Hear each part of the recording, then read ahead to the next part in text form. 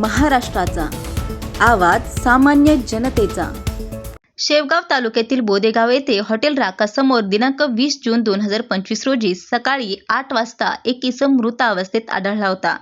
माहिती मिळताच माननीय उपविभागीय पोलीस अधिकारी श्री सुनील पाटील, पोलीस निरीक्षक श्री संतोष मुटकुळे व त्यांच्या पथकाने घटनास्थळी धाव घेतली। मृत व्यक्तीची ओळख कैलास काकासाहेब काकडे वय 42 राहणार हातगाव अशी झाली।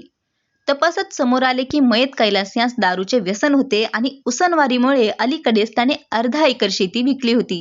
19 जून रोजी पत्नी समवेत बोदेगाव येथे आलेल्या कैलासने पत्नीला छत्रपती बँक समोर थांबण्यास सांगून बाथरूमला जातो म्हणत गेला आणि परतलाच नाही।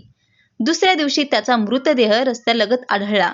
सखोल तपास व गुप्त माहितीच्या आधारे संशयित सिद्धार्थ मंगेश गवारे वय 23 राहणार बोदेगाव यास ताब्यात घेण्यात आले। विचारपुशीनंतर त्याने गुन्ह्याची कबुली दिली। पोलिसांनी त्याला अटक केली असून पुढील तपास सुरू आहे।